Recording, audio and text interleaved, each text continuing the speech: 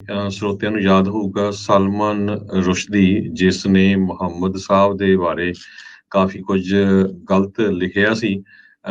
ਤੇ ਉਹ ਕਾਫੀ ਲੰਮੇ ਸਮੇਂ ਤੋਂ ਜੋ ਇਸਲਾਮਿਸਟ ਹੈਗੇ ਆ ਉਹਨਾਂ ਦੀ ਹਿੱਟ ਲਿਸਟ ਦੇ ਉੱਤੇ ਸੀ।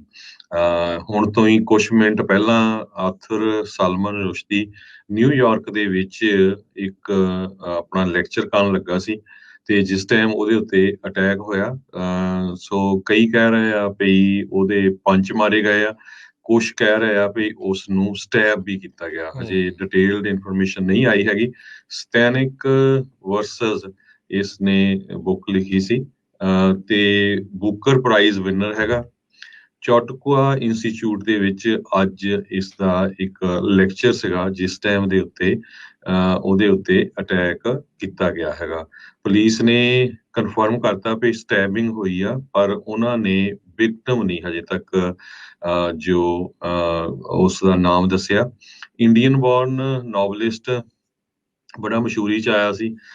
ਮਿਡਨਾਈਟ ਚਿਲਡਰਨ ਇਸਨੇ 1981 ਦੇ ਵਿੱਚ ਇੱਕ ਬੁੱਕ ਲਿਖੀ ਸੀ ਜਿਹਦੀਆਂ 1 ਮਿਲੀਅਨ ਤੋਂ ਵੱਧ ਕਾਪੀਆਂ ਕੱਲੀਆਂ ਇੰਗਲੈਂਡ ਦੇ ਵਿੱਚ ਵਿਕੀਆਂ ਸੀਗੀਆਂ।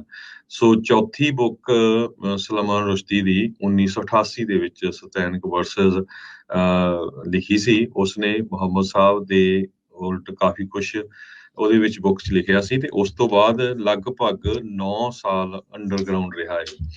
ਤੇ ਉਸ ਤੋਂ ਬਾਅਦ ਇਸ ਨੂੰ ਜਿਹੜਾ ਇਸ ਦੇ ਉੱਤੇ ਸੁਪਰੀਮ ਲੀਡਰ ਅਯਾਤੁੱਲਾ ਖੁਮੈਨੀ ਜੋ ਇਰਾਨ ਦਾ ਹੈਗਾ, ਉਸ ਨੇ 3 ਮਿਲੀਅਨ ਡਾਲਰ ਯਾਨੀ ਕਿ 2.5 ਮਿਲੀਅਨ ਪਾਉਂਡ ਦਾ ਅਵਾਰਡ ਵੀ ਰੱਖਿਆ ਸੀਗਾ ਵੀ ਜੇ ਇਸ ਨੂੰ ਕੋਈ ਮਾਰੂਗਾ ਤਾਂ ਉਸ ਨੂੰ ਦਿੱਤਾ ਜਾਊਗਾ। ਸੋ ਇਹ ਲੇਟੈਸਟ ਖਬਰ ਹੁਣ ਤੋਂ ਹੀ ਕੁਛ ਮਿੰਟ ਪਹਿਲਾਂ ਨਿਊਯਾਰਕ 'ਚ ਵਾਪਰਿਆ ਹੈ, ਪਰ ਹਜੇ ਡਿਟੇਲ ਦੇ ਵਿੱਚ ਨਹੀਂ ਆਈ ਵੀ ਕਿ ਉਹਨਾਂ ਦੇ ਕੋਈ ਜ਼ਿਆਦਾ ਖਤਰਨਾਕ ਸੱਟਾਂ ਲੱਗੀਆਂ ਜਾਂ ਕਿਸ ਤਰ੍ਹਾਂ ਹੋਈਆਂ। ਜੀ, ਖਮੇਨੀ ਹੁਣਾਂ ਨੇ ਫਤਵਾ ਜਿਹੜਾ ਆ ਉਹ ਇਸ ਦੇ ਉਲਟ ਜਾਰੀ ਕੀਤਾ ਸੀਗਾ ਇਸ ਦੀ ਮੌਤ ਦੀ ਲਈ ਵੀ ਇਸ ਨੂੰ ਜਿਹੜਾ ਕੋਈ ਵੀ ਜਾਣਾ ਮਾਰ ਦੇਵੇ।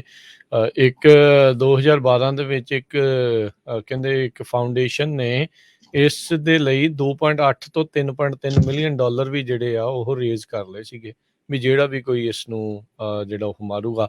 ਹਾਲ ਦੀ ਘੜੀ ਇਹ ਨਹੀਂ ਕਿਹਾ ਜਾ ਸਕਦਾ ਵੀ ਉਹਨਾਂ ਦੇ ਦੁਆਰਾ ਹੀ ਇਹ ਜਿਹੜਾ ਹਮਲਾ ਕੀਤਾ ਗਿਆ ਹੈ ਉਸ ਦੀ ਜਿਹੜੀ ਜਾਂਚ ਆ ਉਹ ਹੁਣ ਚੱਲ ਰਹੀ ਹੈ। ਕਹਿੰਦੇ ਵੀ ਸੈਂਕੜੇ ਲੋਕ ਉਸ ਟਾਈਮ ਆਡੀਅੰਸ ਦੇ ਵਿੱਚ ਦਰਸ਼ਕਾਂ ਦੇ ਰੂਪ ਦੇ ਵਿੱਚ ਉੱਥੇ ਮੌਜੂਦ ਸੀਗੇ ਜਦ ਇਹ ਅਚਾਨਕ ਹਮਲਾ ਹੋਇਆ। ਜਿਹੜਾ ਇੰਟਰਵਿਊ ਵੀ ਲੈ ਰਿਹਾ ਸੀ ਕਹਿੰਦੇ ਉਸ ਦੇ ਨਾਲ ਵੀ ਉਹਨੇ ਧੱਕਾ ਮੁੱਕੀ ਜਿਸ ਵੀ ਹਮਲਾਵਰ ਆ ਉਸਨੇ ਕੀਤੀ, ਉਹਦੇ ਸਿਰ ਨੂੰ ਵੀ ਥੋੜ੍ਹੀ ਸੱਟ ਜਿਹੜੀ ਉਹ ਲੱਗੀ ਹੈਗੀ ਆ।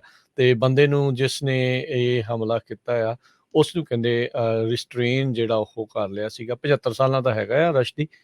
ਤੇ ਇੱਥੇ ਆਰਟਿਸਟ ਜਾਂ ਜਿਹੜੇ ਰਾਈਟਰਸ ਆ ਉਹਨਾਂ ਦੇ ਲਈ ਅਮਰੀਕਾ ਅਸਾਈਲਮ ਦੇ ਤੌਰ ਦੇ ਉੱਤੇ ਕਿੱਦਾਂ ਆ ਉਸ ਇਵੈਂਟ ਦੇ ਉੱਤੇ ਬੋਲਣ ਦੇ ਲਈ ਜਿਹੜਾ ਉਹ ਆਇਆ ਸੀ। ਖਾਸ ਕਰਕੇ ਜਿਹੜੇ ਐਗਜ਼ਾਈਲ ਦੇ ਵਿੱਚ ਇਹ ਆਰਟਿਸਟ ਜਾਂ ਰਾਈਟਰਸ ਹੈਗੇ ਨੇ। ਸੋ ਇਹ ਜਿਹੜਾ ਇੱਕ ਲੇਟੈਸਟ ਅਪਡੇਟ ਆ ਉਹ ਆ ਰਹੀ ਹੈਗੀ ਆ।